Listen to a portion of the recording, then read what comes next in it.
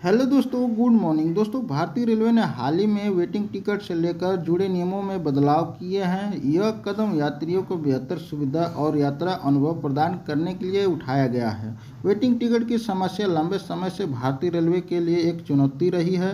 कई बार यात्री waiting ticket के साथ यात्रा करने की कोशिश करते हैं, जिससे आरक्षित डिब्बों में भीड़ बढ़ जाती है। नए नियमों का उद्देश्य इस समस्या को हल करना और यात्रा को अधिक सुगम बनाना है।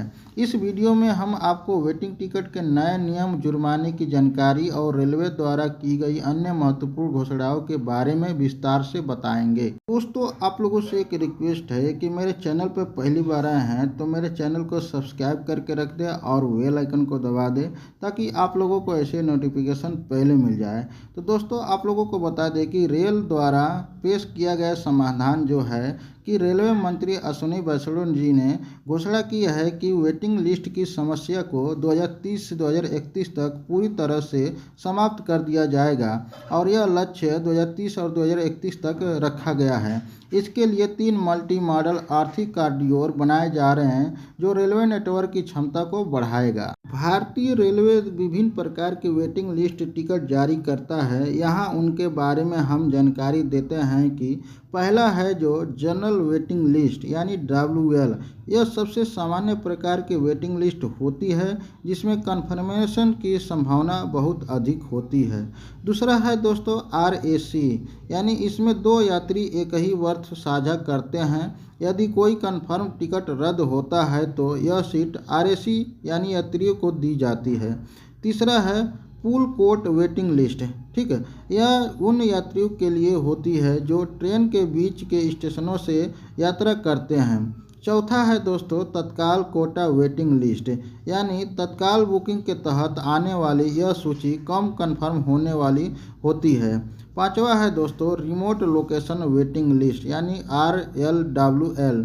छोटे स्टेशनों से यात्रा करने वाले यात्री के लिए यह सूची बनाई जाती है। दोस्तों, आप लोगों को बता देते हैं कि जो भारतीय रेलवे की तरफ से जो महत्वपूर्ण घोषणाएं हुए हैं, वो पहला है एडवांस रिजर्वेशन पीरियड यानी ARP घटा। अब आप यह ट्रेन की यात्रा से केवल 60 दिन पहले ही टिकट बुक कर सकते हैं। पहले यह अवधि 120 दिन थी। दूसरा है सफाई और भोजन गुणवत्ता पर ध्यान। AI आधारित कैमरों का उपयोग अपने रेलवे स्टेशनों पर किचन की सफाई की सुनिश्चित करने के लिए किया जा रहा है। तीसरा है बेहतर सीट आवंटन। AI मॉडल अब चार्ट तैयार होने के बाद सीट उपलब्ध का विश्लेषण करता है, जिससे यात्री को बेहतर सेवा मिलती है। दोस्तों, आप लोगों को बता दें कि भारतीय रेलवे द्वारा किए गए बदलाव यात्री के लिए एक बड़ी राहत साबित होंगे। इससे न केवल भीड़ भाड़ कम होगी, बल्कि यात्रा अनुभव भी बेहतर होगा। हालांकि यात्री को इन नियमों का पालन करना आवश्यक होगा, ताकि उन्हें किसी प्रकार की असुविधा न हो। दोस्तों, आप लोग इस वीडियो को देखकर कैसा आप महसूस करते हैं, अपना फीडबैक ज़रूर देना, यानी कमेंट ज़रूर करना और एक लाइक ज़रूर करना। और दोस्तों, आप लोगों को बता देते हैं कि अगर सीट खाली हो तो आप लोग क्या करते हैं ट्रेन में। यदि आपका टिकट वेटिंग में है और ट्रेन के स्लीपर या AC कोच में कोई सीट खाली है, तो आप TT से संपर्क कर सकते हैं।